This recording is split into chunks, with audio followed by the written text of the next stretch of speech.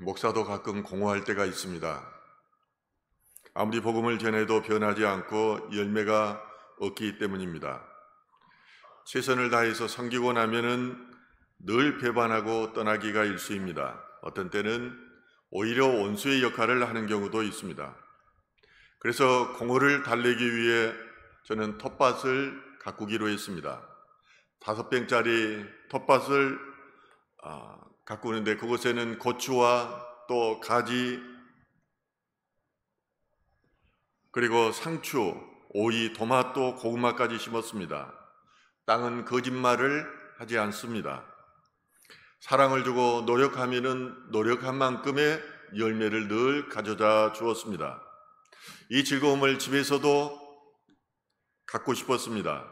그래서 테라스 있는 집으로 이사해서 똑같이 이곳에 상추와 그리고 고추, 오이, 가지, 토마토를 심었습니다. 매일 빠지지 않고 7평짜리 테라스에 물을 주고 또 고급 값비싼 톱값 비료를 주었습니다.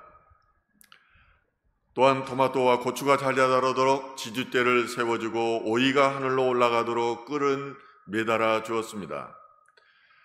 어떤 날은 오이를 돌보다가 가지 하나가 끊어졌는데 마치 내 팔뚝 하나가 끊어지는 것 같았습니다. 이때 저는 상처라는 이름으로 시를 써보았습니다.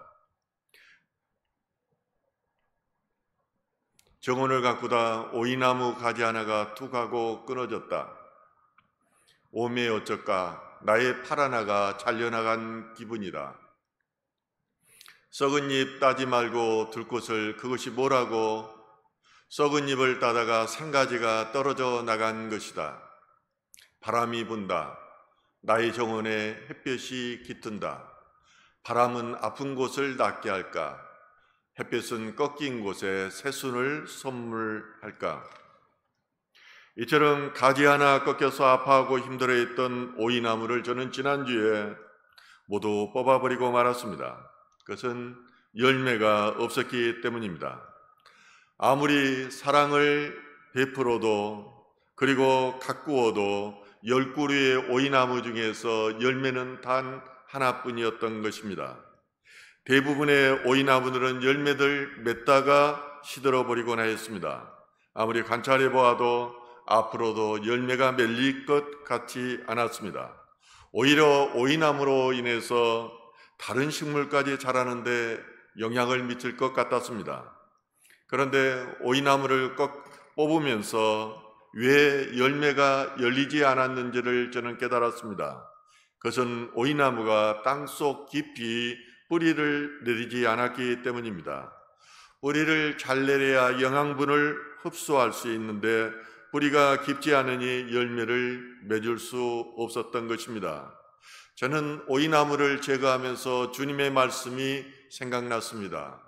요한복음 15장 16절 말씀입니다. 너희가 나를 택한 것이 아니요 내가 너희를 택하여 세웠나니 이는 너희로 가서 열매를 맺게 하고 또 너희 열매가 항상 있게 하여 내 이름으로 아버지께 무엇을 구하든지 다 받게 하려 하심이라. 예수님께서 우리를 선택하신 목적이 열매에 있다는 것입니다. 오직 인생의 목적이 먹고 마시는 데 있는 것이 아니라 내 스스로가 변화를 받아 빛의 열매를 맺고 이웃에게 복음을 전하는 전도의 열매에 있다는 것입니다. 이 말씀을 하시기 전에 예수님께서는 이렇게 말씀하십니다. 나는 참 포도나무요 내 아버지는 농부라.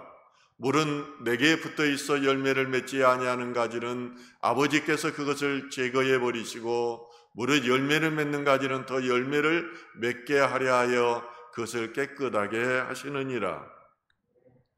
주님께서 십자가에 못 박혀 돌아가시기 전에 마가의 다락방에서 제자들과 함께 최후의 만찬을 가지셨습니다. 그리고 이제 기도원 시내를 지나서 감람산에 기도하러 올라가시면서 이 말씀을 하신 것입니다. 보통 사람들은 죽기 전에 가장 중요한 말씀을 하십니다. 예수님도 마찬가지입니다. 이제 십자가를 앞두고 제자들에게 하나님께서 가장 관심 갖는 사항이 무엇인가에 대해서 두 번에 걸쳐서 말씀하셨는데 그것이 모두 열매에 관한 것이었습니다. 여기에서 하나님 아버지는 농부입니다. 주님께서는 참 포도나무입니다. 그리고 우리가 가지라고 비유의 말씀을 하시는 것입니다. 요한복음 15장 6절은 또한 이렇게 말합니다. 사람이 내 안에 거하지 아니하면 가지처럼 밖에 버려져 마르나니 사람들이 그것을 모아다가 불에 던져 사르느니라. 이 말씀은 열매를 맺는 방법과 결과에 관한 말씀입니다. 우리가 인생의 열매를 많이 맺기 위해서는 주님 앞에 붙어 있어야 한다는 것입니다. 그리고 열매 없는 인생은 버려져서 태워버린다는 것입니다.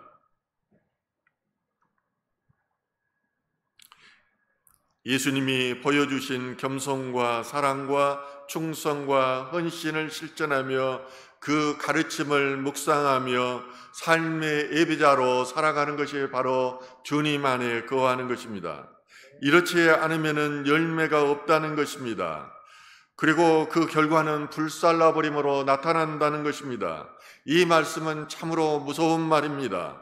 너희가 교회에 나오기는 하지만은 구원받은 것으로 착각하는데 지옥 간다는 것입니다. 오늘날 많은 목회자들이 이 말씀을 전하는 것을 꺼려합니다. 성도들이 부담을 가지기 때문입니다. 그나마 믿음이 적은데 이런 말씀을 전함으로써 그들이 교회에 나오지 않을까 염려해서입니다. 저는 그러나 시험 들어서 교회에 나오지 않는 한이 있더라도 교회에 다니다가 지옥 가는 일은 없게 해야 한다는 것이 저희의 목적입니다. 제가 어떤 욕을 먹고 비난을 받더라도 우리가 말씀을 바로 전해서 저와 같이 천국을 가야 한다는 것입니다. 어떤 목사님들은 보면은 목사가 되어서도 옛날에 사로잡혀서 과거에 자기 자랑만 합니다. 얼마나 듣는데 힘이 드는지 모릅니다. 나를 부인해서 죽어가는 영혼들을 구원하는 데 관심이 있는 것이 아니라 어떻게 해서든지 큰 교회, 큰 방에서 나를 드러낼 것인가를 관심이 있는 것입니다. 며칠 전에 묵상을 하는데 이런 목사들이 가는 곳이 부끄러운 구원이라는 생각이 들었습니다. 열매가 없기 때문에 하나님을 믿어서 구원을 받지만은 천국의 편두레에 되어 있는 오두막집에서 쓸쓸한 구원을 받게 된다는 것입니다. 예수님은 죄로 인해 힘들어하는 우리들을 구원하기 위해 종으로 오셨습니다. 하나님이시고 왕이신 주님께서 종으로 이 땅에 오셨다는 것입니다. 그분이 하나님 아버지께 순종하여 십자가를 지셨습니다. 이 말씀은 매우 중요합니다. 하나님이신 예수님께서 우리를 이처럼 사랑하셨다는 것입니다. 저의 인생은 예수님을 만나기 이전과 이후로 분명하게 나누어집니다. 인격적인 예수님을 만나기 이전은 지금도 생각해 보면은 지옥이었습니다. 제가 어떤 친구에게 전화가 와서 내가 주님을 만나기 전에는 지옥이었다. 그때도 교회를 안 나간 게 아닙니다. 거의 교회를 빠지지 않고 나갔습니다. 누구보다도 충성되게 교회를 섬겼습니다. 그리고 헌신되게 교우들을 섬겼습니다. 그러함에도 불구하고 그때는 지옥이었습니다.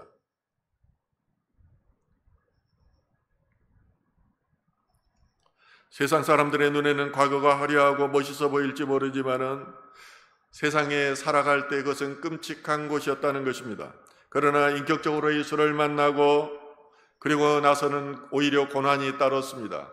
사람들로부터 무시당하고 배반당했습니다. 그럼에도 불구하고 늘 감사가 넘쳐났습니다. 아침에 일어나면서도 하나님 아버지, 제가 이렇게 바로 일어날 수 있게 건강 주심을 감사합니다. 물을 마시면서도 이 컵을 들 수 있는 팔의 힘을 주신 것을 감사합니다라고 감사했습니다. 왜냐하면 예수 때문에 행복하기 때문입니다.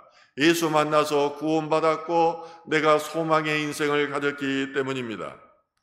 초림 때 종으로 오신 예수님은 재림 때 다시 종으로 오지 않습니다.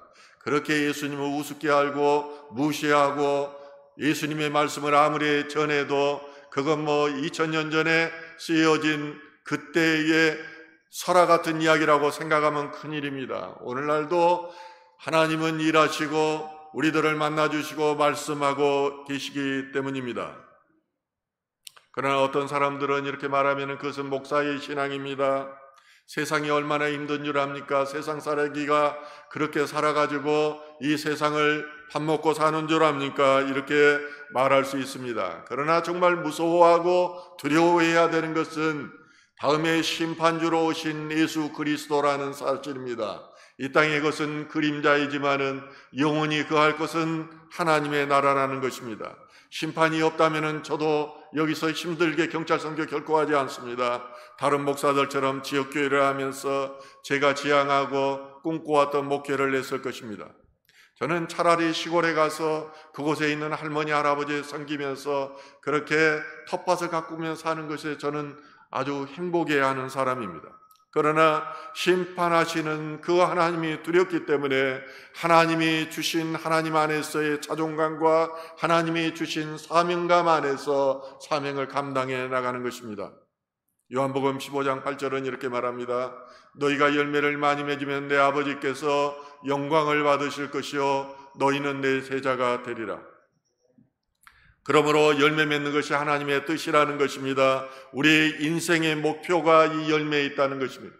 웨스터민스터 소요리 문답 일문학은 사람의 제일 되는 목적이 무엇인가라고 묻습니다. 여기에 대한 답은 이렇습니다. 사람의 제일 되는 목적은 하나님을 영화롭게 하는 것과 영원토록 그를 즐거워하는 것입니다. 고린도전서 10장 31절에 이렇게 말합니다. 그러므로 마시든지 무슨 일을 하든지 모든 것을 하나님의 영광을 위해서 하라.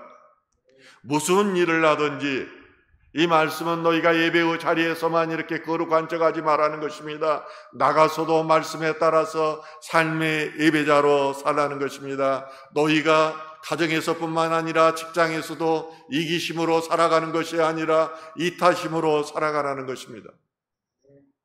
어떤 연예인이 선교사가 되어가지고 이제 그 삶을 특정 세상에서 반영하는데 저는 감명을 받았어요. 과거에 100평짜리 집 살았던 거 모든 걸 내려놓고 이제 선교사의 길을 가는데 처음에는 아내하고 많이 싸웠다는 것입니다. 막 다투고 아내는 밤 1시에 들어오는 남편이 원망스럽고 일을 키우는데 힘들고 돈은 안 갖다 주고 이런 불만 가운데서 아내는 남편에게 쏟아드니까 남편은 자기는 밤 1시까지 선교하다가 그 시간까지 들어왔었는데 그 불편을 참지 못하고 막 부딪혔대요. 그러나 생각해 보니까 다 자기 잘못이더래요. 아내도 생각해 보니까 남편이 뭐하고 왔는지 다 안다는 거예요. 그 신앙도 믿음도 안다는 거예요. 근데 불평했던 것은 내 안에 있는 내 의로 불평했다는 거예요. 이제는 이 두 사람이 서로를 인정하게 되니까 싸울 일이 없다는 것입니다. 이것이 열매 맺는 삶입니다. 열매 맺는 삶이 다른 게 아닙니다. 가장 가까운 데에 있는 내 가정에서부터, 직장에서, 그리고 사회에서부터 열매가 있어야 한다는 것입니다. 오늘 두 번째 본문 말씀도 메시아 생애의 마지막 주간 그리고 월요일에 행해진 사건입니다. 베다니에서 하루를 보내신 예수님께서 이제 다시 예루살렘으로 이른 아침에 올라오셨습니다. 마태복음 20장 19절은 이렇게 말합니다. 길가에서 한 무화과 나무를 보시고 그리로 가사 잎사귀밖에 아무것도 잡지 못하시고 나무에게 이르시되 이제부터 영원토록 내가 열매를 맺지 못하리라 하시니 무화과 나무가 곧 마른지라. 이 부분은 우리가 잘 이해하기 힘든 난해 구절입니다. 병행 구절인 마가복음 11장 13절에 보면은 무화과 나무 때가 아니라고 이렇게 기록하고 있습니다. 그러면 무화과 나무 철도 아닌데 예수님께서 시장하셔서 무화과 나무 열매를 따먹으려고 했는데 이게 없으니까 그걸 저주해서 마르게 했다는 결론에 이르게 됩니다. 그렇게 되면 예수님은 부도덕한 사람이고 억지스러운 그런 존재로밖에 여겨지지 않습니다. 그러나 우리는 예수님의 행위를 영적으로 이해해야 됩니다. 예수님은 하나님이시며 결코 쓸데없는 말씀이나 행동을 하지 않으신 분입니다. 예수님께서 무화과 나무를 시청한 자료로 사용하셨습니다. 예수님께서는 비유와 은혜를 사용하실 때 가장 가까이 있는 그 대상을 사용하신 것입니다. 그리고 예수님께서는 열매에 대한 말씀을 하려고 이 무화과 나무를 마르게 한 것입니다. 그래서 행위의 열매가 없는 그런 무화과 나무는 이렇게 마르게 된다는 것입니다. 우리가 비록 믿음으로 구원을 받았지만은 믿음의 진정성은 열매로 나타나야 한다는 것입니다. 이것을 교훈해 주기 위해서 예수님께서는 무화과 나무를 마르게 했습니다. 그러므로 야고보서는 누누이 행위에 대해서 말합니다. 이와 같이 행함이 없는 믿음은 그 자체가 죽은 것이라. 또한 야고보서 2장 16절은 말합니다. 영혼 없는 몸이 죽은 것 같이 행함이 없는 믿음은 죽은 것이니라. 예수님이 무화과 나무를 저주하신 것은 바로 여기에 있습니다. 참 그리스도인은 반드시 열매를 맺어야 한다는 것입니다. 그렇지 않으면은 마른 것과 같이 심판이 따른다는 것입니다. 그리고 이 무화과 나무는 전통적으로 이스라엘 민족을 상징합니다. 예수님 당시의 유대인들은 겉으로 보나 외형적으로 그리고 표면적으로 보더라도 종교의식으로 가득한 신앙이었습니다. 그러나 주님이 보시기에는 그들은 잎만 무성한 무화과 나무와 같은 그런 존재였습니다. 열매가 없었습니다. 그래서 경고의 말씀으로 그들에게 하신 것입니다. 안타깝게도 이 경고의 말씀은 거부되었습니다. 그래서 예수님을 못 받고 교회를 핍박하고 불순종하다가 결국은 심판이 이스라엘에 임했던 것입니다. AD 70년에 디도 장군에 의해서 이스라엘은 완전히 멸망하였습니다. 결국 성전이 다 무너졌고 지금 이스라엘 가면 통곡의 벽만 남아 있습니다. 또한 유대인들은 나라 없는 백성으로 2000년 동안 세계를 떠돌았습니다.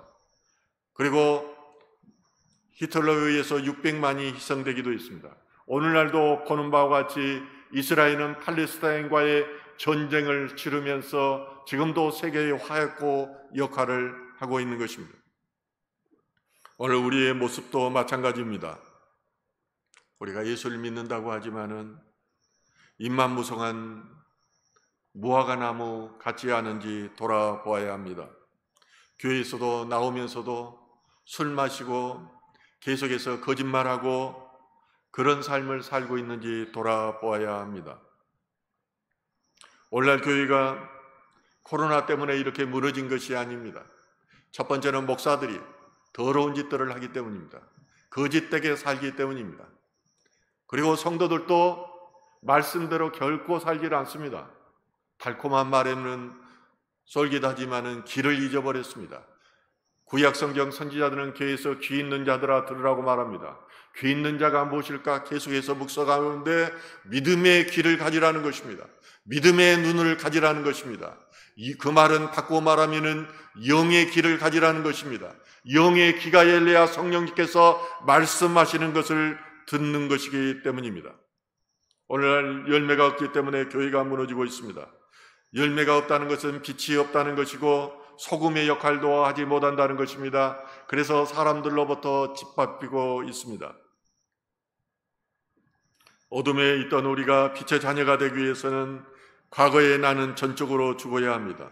내가 죽지 않고서는 결코 나의 고난이 그치지를 않는 것입니다. 하나님이 일하시는 것이 보이지 않을 뿐만 아니라 느껴지지 않는다는 것입니다. 우리는 예수를 믿으면 반드시 열매를 맺어야 됩니다. 조그만 열매라도 맺어야 됩니다. 그걸 제일 먼저 하는 사람이 아내입니다. 그 다음에 하는 사람이 여러분들은 어린 자녀들이라고 생각하지만 자녀들이 아버지의 생각까지도 어머니의 생각까지도 다 알고 있습니다. 이들이 정말 신앙으로 살아가는 모습이 어떤 것인가를 우리가 보여주지 않는다면 자녀들이 믿음 안에 있지 않습니다. 목사의 자녀들, 장로의 자녀들이 얼마나 교회를 떠나고 있는지 모릅니다. 우리는 진심으로 예수 그리스도 안에 있으면 예수를 닮게 되어 있습니다. 이것이 바로 닮음의 법칙입니다. 예수의 인격, 그리고 예수의 행위, 그리고 예수께서 마지막으로 하늘나라로 가시기 위해서 말했던 전도의 열매를 맺게 되어 있습니다. 그렇지 않으면 믿지 않는 것입니다. 빛의 진 예수 그리스도 안에 있으므로 아름다운 빛의 열매를 맺는 저와 여러분 되시기를 주님의 이름으로 축원합니다.